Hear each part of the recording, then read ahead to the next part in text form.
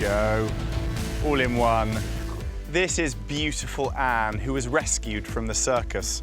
It was a huge wave of public support that meant she ended up here with a dedicated team to look after her. She has her own house and her own paddock that she can use at will, and she has as many carrots and bananas as she can possibly eat. Now, Anne's situation was pretty dire and people had to act very quickly to bring her to safety. And that is the thing about working with animals. Sometimes you have to expect the unexpected. On today's programme, the keepers step in to save Alfie the gorilla from a mysterious infection. We're just having a little surgical explore. There's a lot of big blood vessels and big veins, big arteries. Can you just imagine how horrific it would be if we lost a gorilla? Come on, come on, come on, wake up, wake up. I'm feeling a little unnerved today because I'm standing in a lion enclosure. If you need to escape a lion, don't hide in the trees. The king of the jungle can climb. Look at him. He's basically upside down there. And meet Wally the orphaned penguin. Hey, little one. His little feet have moves all of their own, and so does his back end.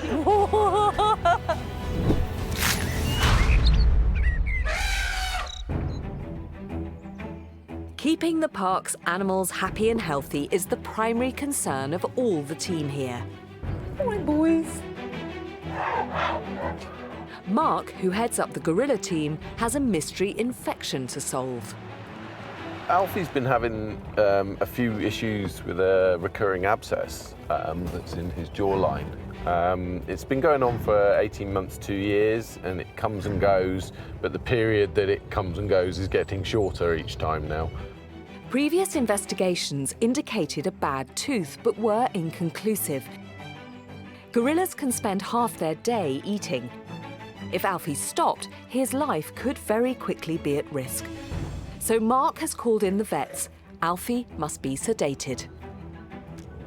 We don't take these decisions lightly, but I think for his long-term future, it's the sensible thing for us to do now. The root cause must be determined. Vet Chris Mangan is leading the investigation. Today, we are going to sedate him, see if that tooth really has deteriorated and if that is the problem, and if not, look further into it and see if we can sort the issue for him. There's no such thing as a safe anaesthetic, so we've had to weigh up the risks. But for him, he's young, he's fit, he's healthy, and for the rest of his life, if we can sort this issue out for him, now's probably the time to do it. Sedating a gorilla is essentially the same as sedating your pet cat. But because this patient weighs 150 kilos, the anaesthetic dose is about 30 times larger. And it must be delivered by dart. To do this, Mark has called upon his fellow keeper, Ryan. The relationship is such a sensitive one between the gorilla team and the gorillas themselves. You know, highly intelligent animals like Alfie possibly never get over that if someone they got a close relationship with starts doing quite invasive things like darting. The timing of this risky procedure couldn't be worse. Just a few months ago, the park was rocked by the loss of 56-year-old legend Nico. Having lived here for over 30 years, he was like family to the gorilla team. As head of animal operations, Darren knows well. It's devastating. It's been devastating for them all. You know, it's going to stay with them for years. Can you just imagine how horrific it would be if we lost a gorilla under anaesthesia so soon after losing Nico? The precise amount of tranquilizer is loaded into the dart. Perfect.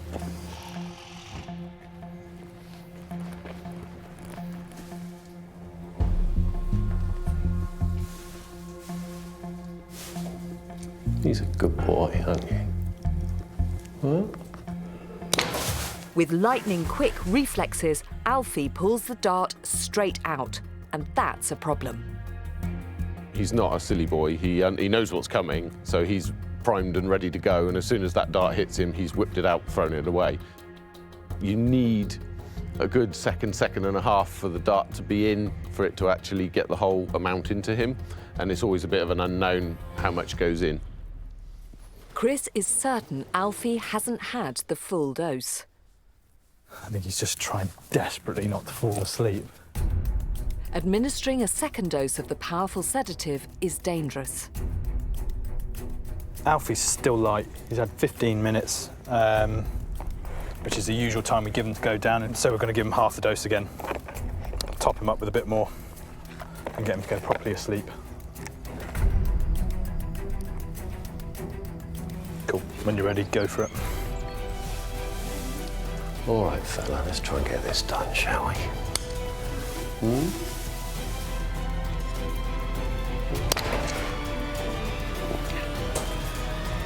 It's gone off. The dart's successfully gone in, but will Alfie go under?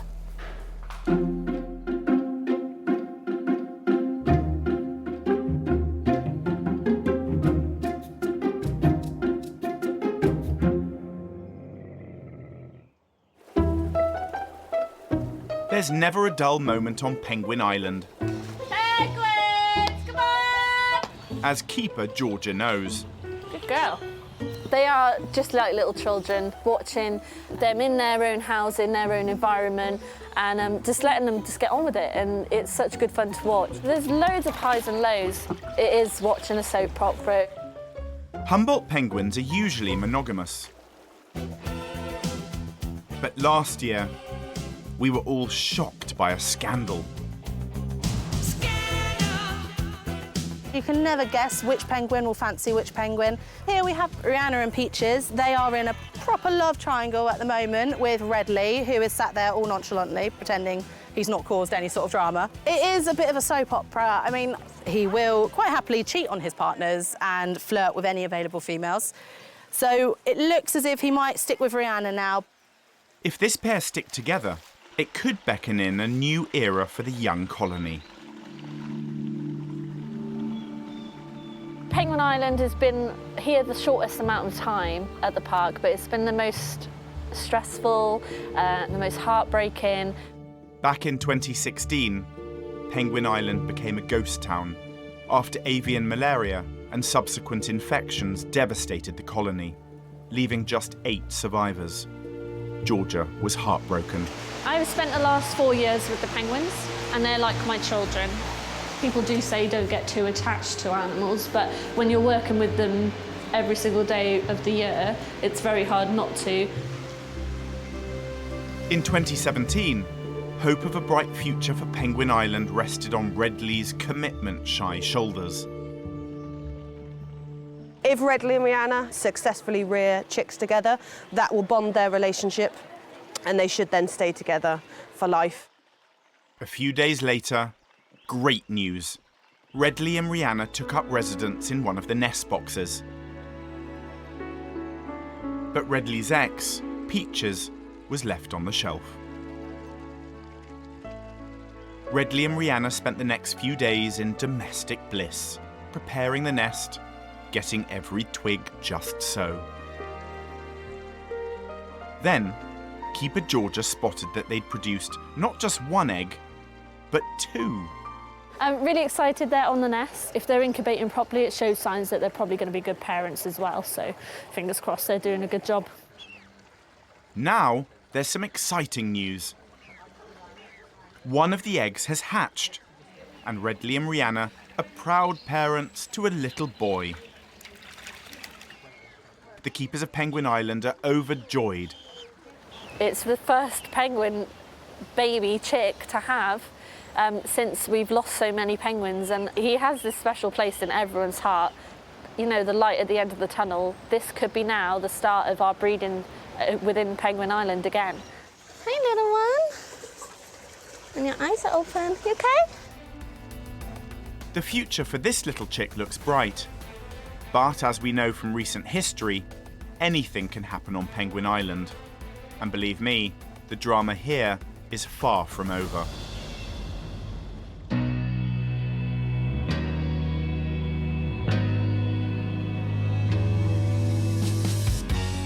Earlier in the series, we met another newborn. This young wallaby is being hand-reared by devoted keepers Gemma and Jodie, and so far their pride and joy is hitting all his milestones. Do you know how much you weigh? 808 grams. We've done it. Good boy. But today, there's a new challenge to get his teeth into. You girls have got someone in that bag I've been dying to meet. Oh, Here he is. Hello. This is our little wallaby Joey. Oh, cutest animal on the park by far. And you guys have been doing such a good job of looking after him. How's he doing? He's been putting on weight, so yeah, I mean, he's doing amazing, isn't he? Yeah, he's doing so well. Actually, today was the first time that he started holding the bottles on his own. And then how about solids? Are we far away from him starting to eat solid food? Well, we're going to try that today. Now that he has his teeth, as he's showing you by biting my finger, and we've got a little bowl of fruit and veg for you to try and feed, and let's see if he takes it. What'll I give him first? What do you think? Maybe try a bit of apple first. Try a bit of apple.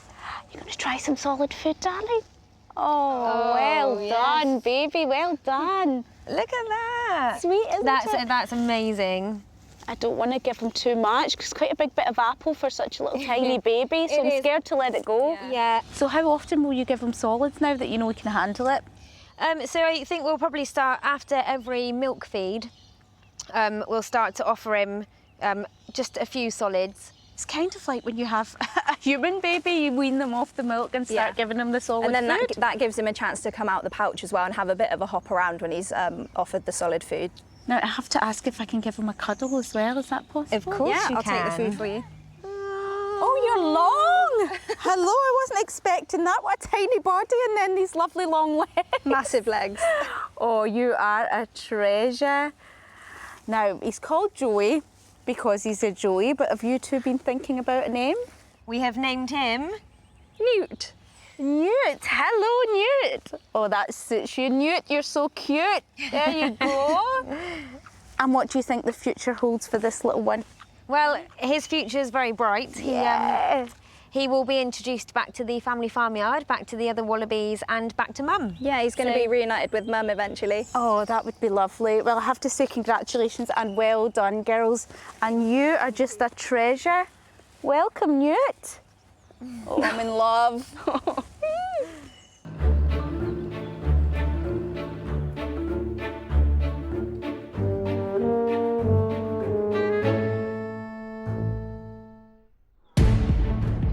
Back now to Alfie the gorilla. After 2 doses of sedative, he's finally under. To identify what's causing an abscess in Alfie's jaw, vet Chris needs to examine him. Just like when we're anaesthetised in hospital, Alfie must be intubated. The tube keeps him breathing. The second dose of anaesthetics worked. He went down really quickly with that, so that's good. Tube went in well. These guys can be quite tricky to get a tube in. We're happy he's breathing well. A bit of manpower just to get him round on his back. Your legs this way, head that way. Yeah. Alfie's twice the weight of a human. So I will try and hold his... It takes a team of 4 to shift him. So pull his bottom legs out. That's it, that's it. Cool. Happy. Chris makes an initial assessment of Alfie's mouth, but there's no visible problem. They need a different perspective on his jaw.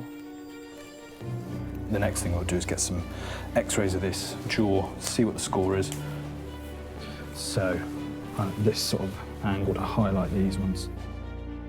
An adult gorilla has 32 teeth, the same amount as most humans. None of the x-rays reveal a problem.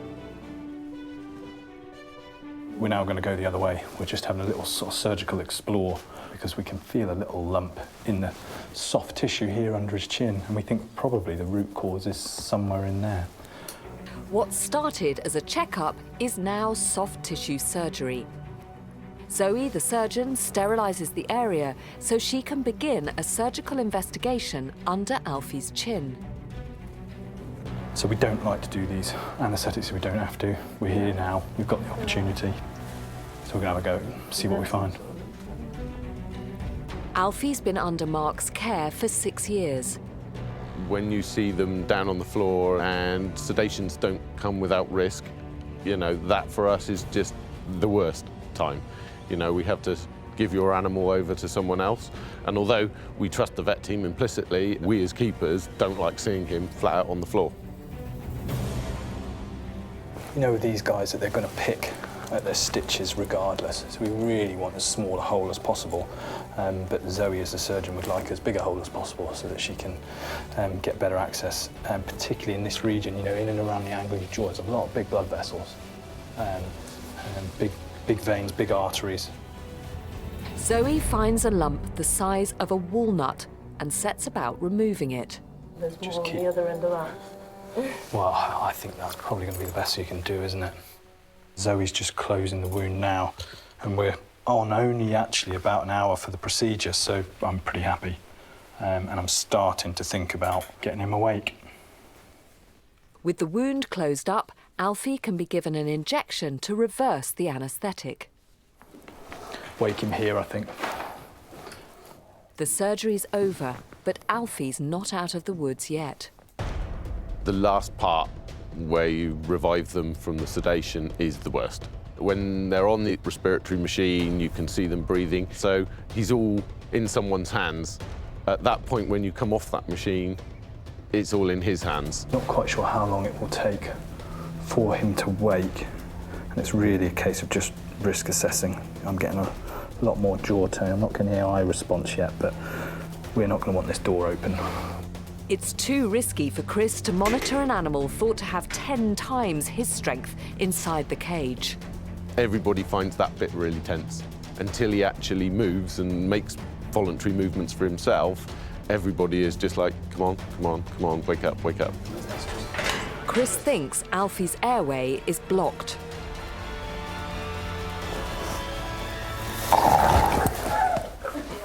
It's not anymore. He's now breathing, but he's still not waking up.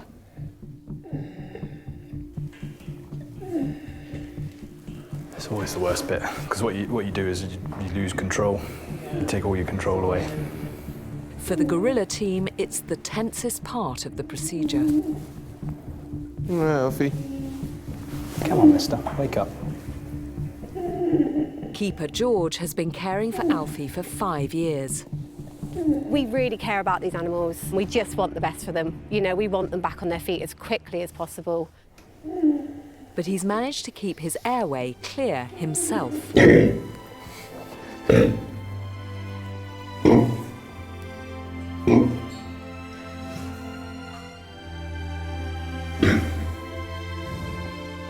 After an anxious 20 minutes, Alfie's drowsy, but conscious.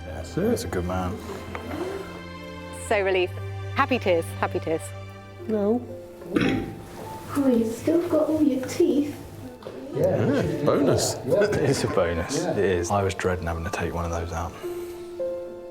The suspicious lump will be sent to a lab for analysis.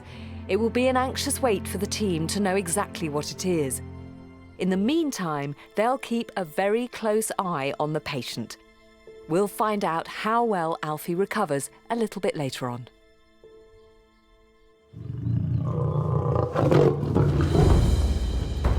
Every few days, the lions of Longleat get fed, but the keepers are always looking for new ways to serve up the grub. To find out why, Jean's walked into the lion's den. I'll be honest, I'm feeling a little unnerved today because I'm standing in a lion enclosure and I've never done that before, Eloise. Yeah, I still get nervous a lot coming through here as well, just because you can hear the lions banging on the sliders wanting to get out as well, so I still get a bit nerved as well. Yeah, it's just that feeling that we're here on their territory, but it's for a good reason because you've built something for them. We've put in this lug, which is hung up with some fire hose so that it can swing around. We've also dangled some meat up above it and put some meat up in the trees as well. They have to work mentally to figure out how to get to everything and then use all of that physical exercise and all of those muscles to climb up the tree. And how big's the pride that live in here? We have 3 lions in this pride. We have a male called Harry and his mum Nikita and her sister Kimya. Normally male lions, because they're so big and so heavy, they don't do a lot of climbing or a lot of running, but normally they leave it to the females. But Harry loves it. We're going to go to safety behind that big fence over there. Let's get them in. Right, Eloise, how's this going to go? Right, Gina, do you want to go on that slider? Me? Yep, and then I'll go on this slider. We'll let the girls out first, and then Harry can go out afterwards. Right, OK. Just tell me when. Yeah, right. You ready? OK, go, Jean, go. Out you come, girls. Wow! They're big girls.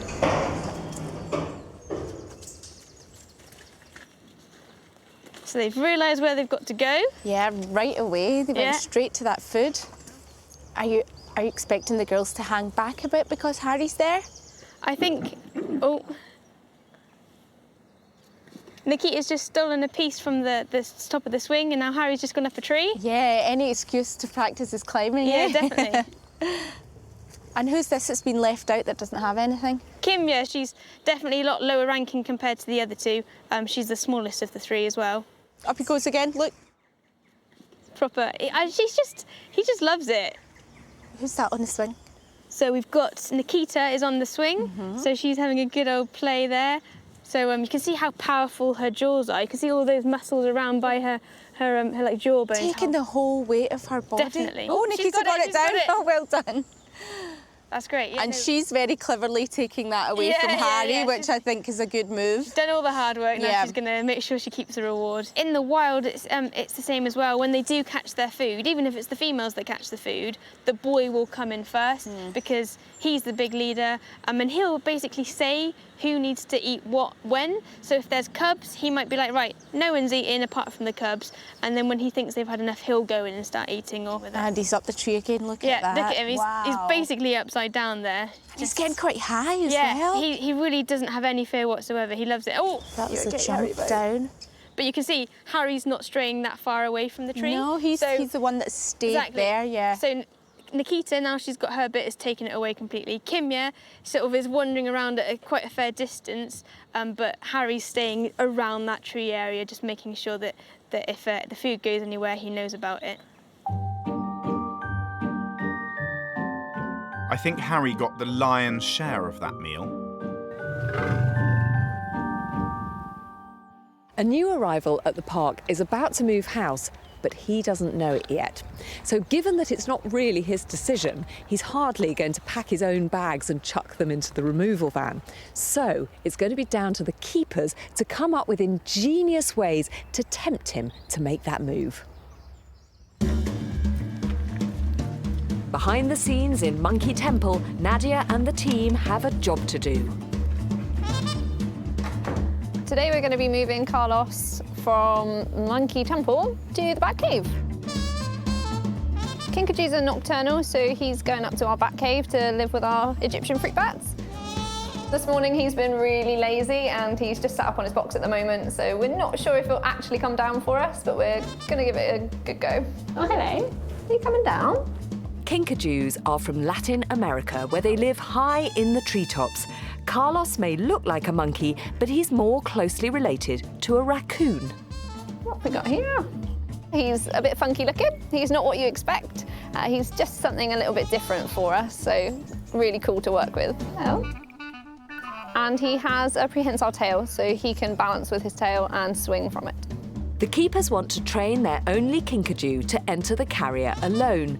And there's one fail-safe way to get a Kinkajou to drink and do what you want it to. Honey is one of their favourite things. It's really sweet and juicy for them, and he will do anything for it. Kinkajous love honey so much that in the wild they're not afraid to raid a bee's nest for a sugar hit. Their long, skinny tongues are perfect for honey slurping. Hi. Are you coming down here? We're hoping that he's going to come down quite amicably for us. So he's looking like he's about to go into the box for us.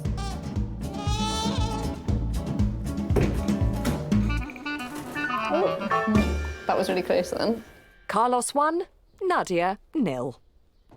If the guys can move him, they have big plans for Carlos.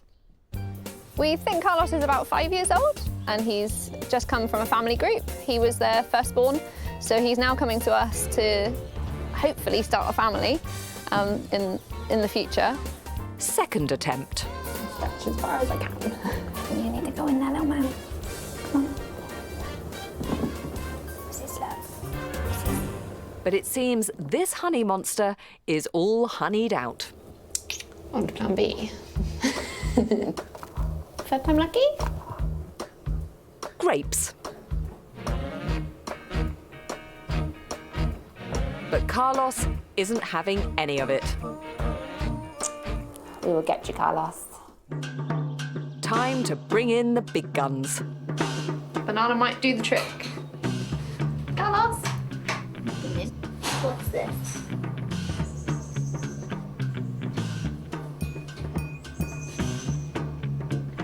Banana normally does the trick if nothing else will.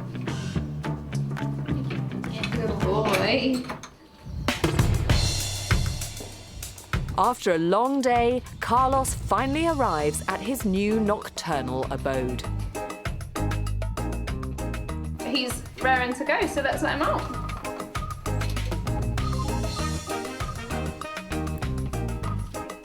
Straight out. He seems quite excited that he's in his new home. We're just going to give him a little bit of food if he wants it. And then we'll leave him in peace for the evening.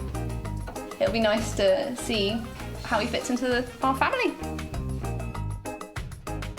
Later, I'll be finding out if the sweet-toothed Kinkajou will call the Batcave home sweet home.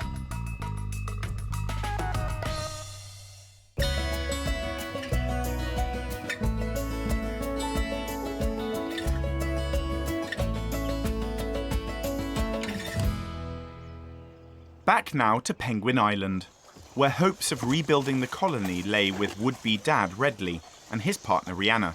Okay. The birth of a new penguin chick was cause for celebration, but it was short-lived. So I'm feeding Rihanna this morning, and unfortunately she's the only one on the nest now.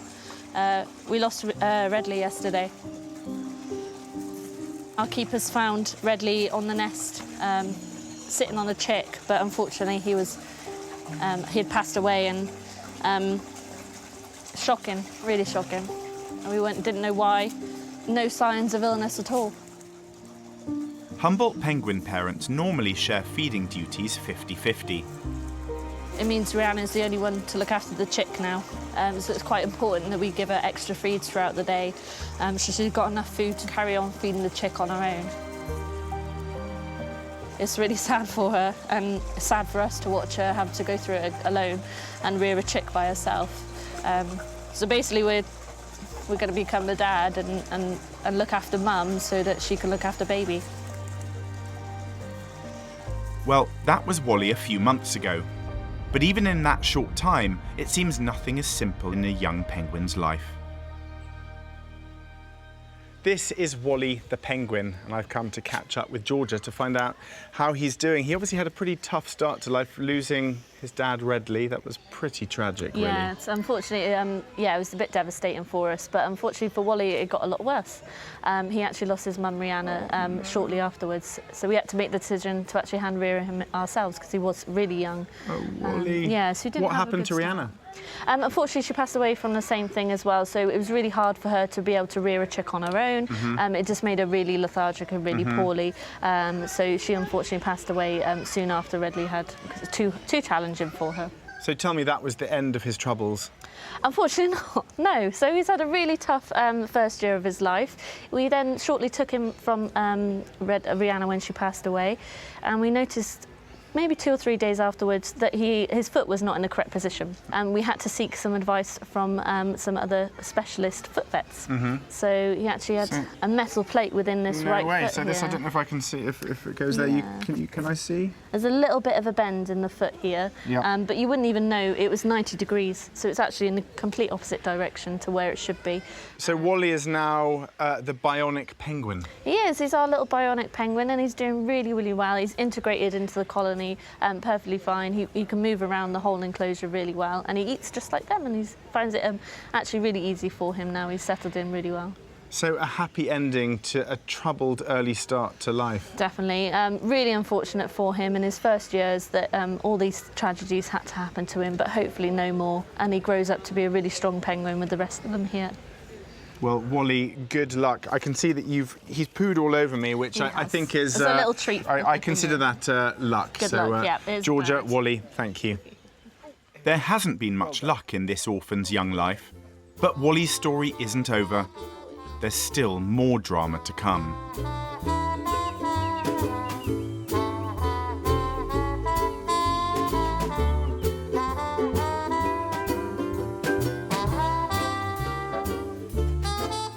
Earlier, we met Carlos, the nocturnal kinkajou, on the move to the dark of the Batcave. But is he a happy camper in his dimmer new abode? So, Nadia, how did Carlos settle into his new enclosure? So he's been doing really well. Yeah. We have been slightly concerned that he's a bit too energetic at the moment for his enclosure. Okay. So today is the big day that we're going to let him out into this aviary. Now, he is basically nocturnal, isn't he? Which is why he was living with the bats. Yeah. So how is he going to feel about coming out in daylight during the day, do you think? We have found he's much more active during the daytime at the moment. Oh, really? So we are kind of thinking that he'll be a bit more active for us outside and here. Oh, it's quite nerve-wracking, isn't it? What's your gut feeling, knowing him and knowing his kind of personality? He's very excitable, but I do think he's going to take his time coming out for us. Do you? Yeah. Do you? I hope not, because I'm crouching down and I'm quite old. Hopefully the banana will entice him, but I do have some other options. We've got a bit of pear and some melon as well. Shall I see if I go and wave a bit of banana at him, whether it has any sort of effect? I think so. OK. Have a go. Here he comes. Oh, here he is. There he is. Smell it. Hello, sweetheart. Look at you. You're so handsome. Are you coming outside? Come out and see us. Hello, little man. Look what I've got here. Now, you see, what you need to do is come up here. So, look, I tell you what, let's move that flap there. There we go. Oh, you see, you're so clever. You're so clever. Come up on here. Come up on here. That's it. There we go. Now come right up here. Come right up here. Yeah. There we are. Oh, no, don't go back down there. That's not the deal. He's so gorgeous, isn't he? He's so adorable. Here he is. Come on, then. Look how brave you're being. That's it. Well done. Well done. There we go. Good boy. There. Oh, yummy. Look at that. What's a clever boy? What do you think of that? No, it's just that. Pear? No thanks, Don't want Nadia. No, want Hand the banana. banana over. I want banana. So you could just see then that he was using his prehensile tail as his extra limb to Look at that. I mean, he's... on the branches, and he's climbing across. He's off. So he didn't need ropes and branching. He was quite happy. He was perfectly happy already. And it'll be lovely for the visitors to be able to see how brilliantly he moves. I think he's going to end up on our cameraman's head. He is. He's having a good sniff. He's going to take your job if you're not careful. Come down here and give everybody a wave. And you can tell them how brilliant and brave you've been. What a clever boy you are. Well, next time you need to get a kinkajou out of a tight spot, you just give me a shout. I will. From one of the park's most relaxed animals to some of the most energetic. Of the 4 10-day-old meerkat pups Jean helped weigh, one was on the small side, so Jean's returned for their last health check. But as meerkats grow, they get quicker. Right, now don't let them get out, Kim, because if they start running around, we've got no chance of getting them. Right, OK. Oh, look how many of them there is in there. Oh. Right, I see one here. Oh, they're fast. 3 and 4. Well done. Well done. Oh, wow, Kim, they've grown so much since last time I saw them. Amazing. Let's have a look at his weight. If you'll stay in there with your own. Yeah, weighing meerkats easier than it sounds, eh? So what kind of weight are you looking for? Anything over 200 grams at this point is a good weight. They are gaining weight very quickly. They're very fast. Yeah, see that, yeah. And I know that this is also a good time for you to try and do a little health check, have a look at the eyes. What else are you looking for? Everything really. We're looking sort of just to make sure that their face is nice and clean. Yeah. They haven't got any scratches or anything going on. Great. They're looking really good at the moment, Yeah, actually. okay, so we'll pop him back in there. And how have they been... Oh God, seriously. Don't let him go under the fridge. Wow, you're going in there. I don't want you anymore. I want little one. I want you. Lovely. This is our smallest one. Hello, and would it be fair to call them boisterous? Yes, absolutely. Right, you might actually get a weight on this one. So we're at 164, is that a little bit under? He's the smallest one, so he is quite a bit less than the others, but he's actually gaining weight incredibly quickly. Let's have a look at you. Right, I'm going to try and pop you in there, so be good. No. Where are we at? 204? Yeah, so that's good. And they're proper meerkats now, so are they showing that meerkat behaviour? Are they standing on the mound? So they're proper meerkats with behaviour regarding to hissing and spitting at keepers. So they are learning very quickly from the adults. So it's lovely for us to see because they are still very young. So the fact that they are doing adult meerkat things is really nice because it means they're fitting in well with the group and they're finding their place. That's great. And they're not in any danger, being the smallest of the mob? No, I mean, the mob are very protective. They work as a very strong family unit. So every meerkat in the group takes its time to babysit and protect them, so that they all look after each other. Well, it's really great to see how they're coming on. It feels like yesterday they were 4 tiny little things, and now they're much bigger and much naughtier. So it's so lovely to see them again, and I guess the next time I'm back, they'll be fully grown, standing on the mound and doing the usual naughty meerkat behaviour. Won't you? Yeah. Pop. There you go. Nice to see you.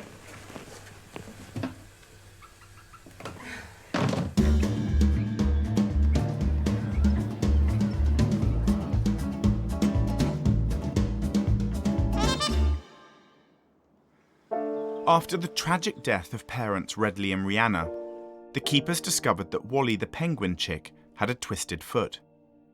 Following groundbreaking corrective surgery, there was a dangerous risk of infection. Penguins can spend 80% of their life swimming. Getting the right bandage could save Wally's life. The task fell to surrogate mum, Lucy. So it had to be waterproof, had to be easy to clean, had to not affect his swimming. So I thought we could use a wetsuit. See, it's just a kiddie's wetsuit. It's literally the smallest one I could find. So it was very confusing, which is why I've gone through so many different ones, because I was basically just testing, seeing what worked, and then having to go back and try again. But Lucy has finally hit on a design that will actually stay on Wally's foot. It is a lot of fiddly little work. It's not something I ever expected I'd be doing when I wanted to work with penguins. Lucy is constantly making replacements. Yeah, so I haven't actually seen Wally for a few days now, so I am getting a few withdrawal symptoms, not going to lie. Like to see him every day and check his progress. Hi, kids! After 9 months of hand-rearing, Wally and Lucy have a very close bond. Hello, gorgeous boy! To keep infection at bay, the bandage must be regularly changed. But in penguin years, Wally's already a troublesome teenager. He knows exactly what's happening now, so he does get a bit grumpy. He's literally like a spoilt child at the moment, because he knows he's loved, he knows that he gets lots of cuddles, but he doesn't like the bandage. So yeah, it literally just slips off. So yeah, you can see that's the scab. Yes, I know, you're cross. See, the bandage does need to be quite tight. Ideally, as tight as a wetsuit would be on your own body, skin tight really, because it has to be able to stay on when he's swimming. Even with all this TLC, Wally will never walk like a normal penguin. So you can see he's got a limp. That's what we call a mechanical limp. Doesn't cause him any pain, but it will always be there. He's got one leg shorter than the other. You gonna go for a swim? Not sure? Wild penguins spend days at a time out at sea, hitting speeds of up to 30 miles per hour. Wally struggles simply getting in. While a penguin's wings provide the forward thrust, Their feet are all important rudders. Doesn't look quite as graceful as all the other penguins, as you can imagine, because you can't really use that foot. He uses it to the best of his ability, but as you can see, there's a lot more splashing going on.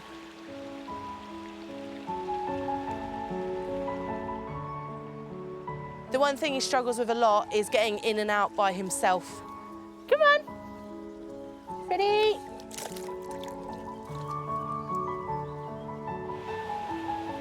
But to encourage Wally to develop into an independent penguin, Keeper Georgia knows he needs tough love. You've really got to let him get on with it himself. He's not going to learn how to get up the rocks if you're going to give him those hands and help him out. Bless him, he does slip down the rockwork sometimes, especially with his little bootie on, but he is so determined. And leaving Wally to it is finally paying off, even if his moves on land and in water are a little unique. The last few weeks has been the most successful that we've seen him, the most happy. He's taken on strides and leaps and bounds within the colony that we didn't expect would happen so quickly. Wally's survival is a miracle. To be able to hand rear a penguin and past the age that it's starting to wean, it's just, it's a triumph. He's a little son and one that we want to see grow old. Oh, now you love me. Oh.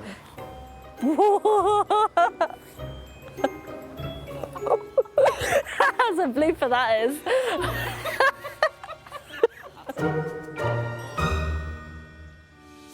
Back at the gorilla house, Alfie's been recovering well from the operation on his jaw.